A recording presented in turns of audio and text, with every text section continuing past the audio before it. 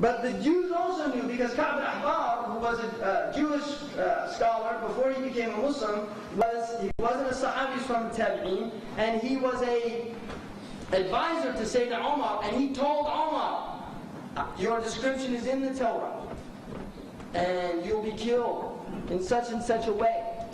So Umar himself was in the books of the Jews. Ibn al-Khattab, radiallahu anhu, which shouldn't surprise people. And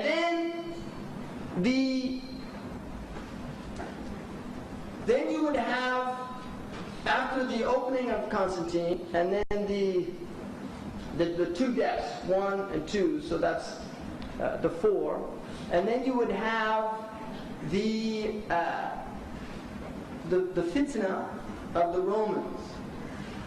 There would be a fitna, and in a riwayah, a hudna, that took place between you and the Romans. And the Prophet ﷺ said that the Romans would come to you with 80 flags. And under each flag would be 12,000 soldiers. 80 flags, and under each flag would be 12,000 soldiers. Now the Romans don't have 80 countries. But it says tahta 80 ghaya, under 80 flags. So it's like an umbrella. And this is, Allahu A'lam, a clear indication of the United Nations, or something similar to it. If you do that, you will find it's close to 1 million. So close to 1 million soldiers under the authority of the Romans, which are the Europeans. When you read Rome in the Hadith, you understand it to be the Europeans, the Franks, the Germans, the Anglo-Saxons, the Italians, the Spanish. These are the Romans, Rome. Ban al-Asfar, the light-skinned people, they're also called in the Hadith. So the Prophet ﷺ told us that that would happen. And he also said that the Malhama would take place after that. And the Malhama is a huge battle that takes place in the desert. Allahu A'lam, some say that it's what the Christians refer to as Armageddon, and the Jews. Allahu Ta'ala. But there will be a Malhama there.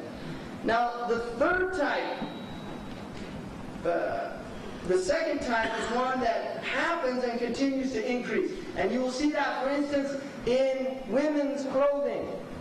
The Prophet ﷺ said, one of the signs of the end of time, صِنْفَانِ مِنْ أَهْلِ النَّارِ لَمْ أَرَاهُمَا, 2 types of people from the fire, I haven't seen them yet. And then he spoke about the police according to Muhammad Habibullah wal-Mayaba in his commentary on Sahih Bukhari, Muttafaq alayhi Bukhari and Muslim.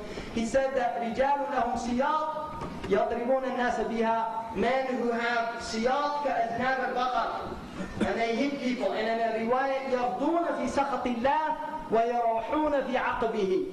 They go in the morning, they're in the anger, wrath of Allah, and when they go in the afternoon, they're in the wrath of Allah. And these are people who support tyrants and beat people down, like we're seeing now in many places in the earth. The second type of people were كاسياتٌ عارياتٌ مائلاتٌ مميلاتٌ على رؤوسهن كأسمنة البخت. Women who would be naked and dressed at the same time.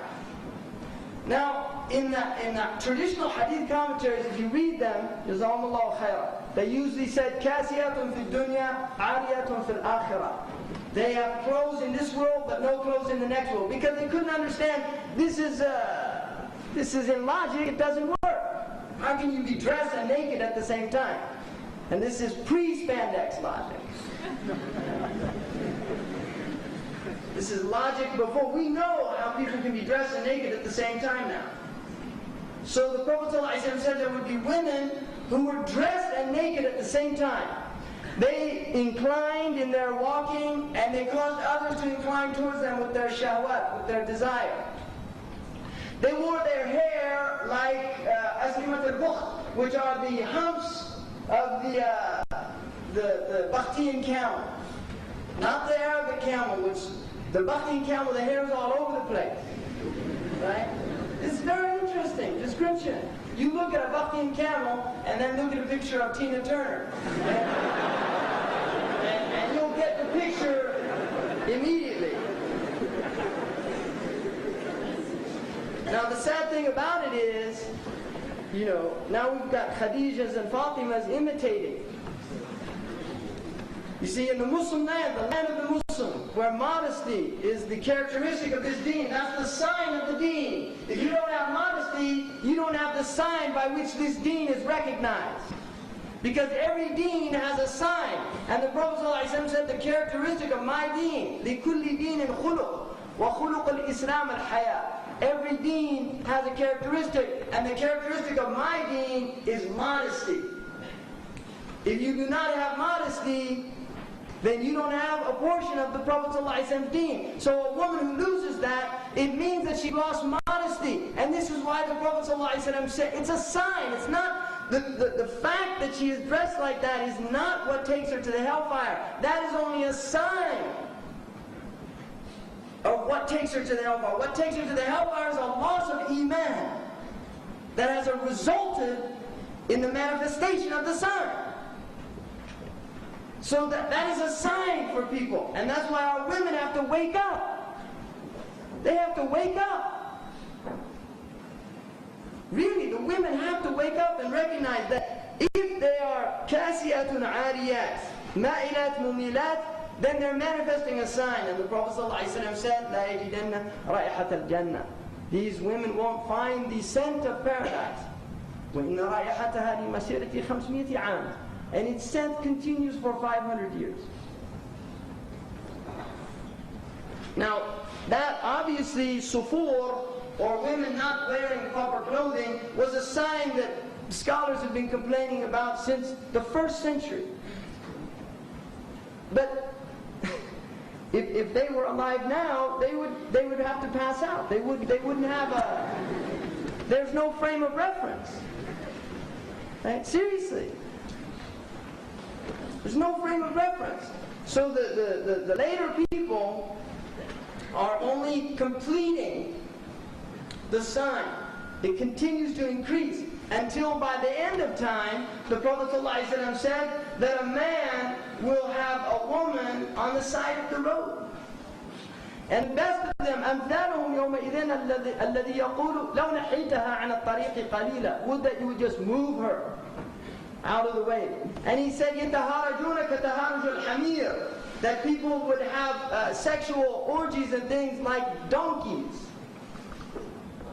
Or يَتَصَافَتُونَ. I mean, this is in the hadith. And this is all from blind imitation. One of the signs of the end of time about this also is the men taking their women from the adbar, which is haram by the Prophet ﷺ. He made it haram, but he said that people would do it, and from his ummah. And this was something alien to the Muslims. But because of the widespread of pornography and these things in which the Muslims are engaged in, the widespread of pornography in the Muslim land, and now with the satellite dish, they can bring it into their own homes in Mecca and Medina. Really? It's not an exaggeration. So those signs continue. And then finally, the great signs that haven't come. By consensus of our scholars for some time now, all of the lesser signs have come. All of them. They're completed. They're called Ashrat al-Sughra, Alamat al-Sughra. And I wanted to read one hadith.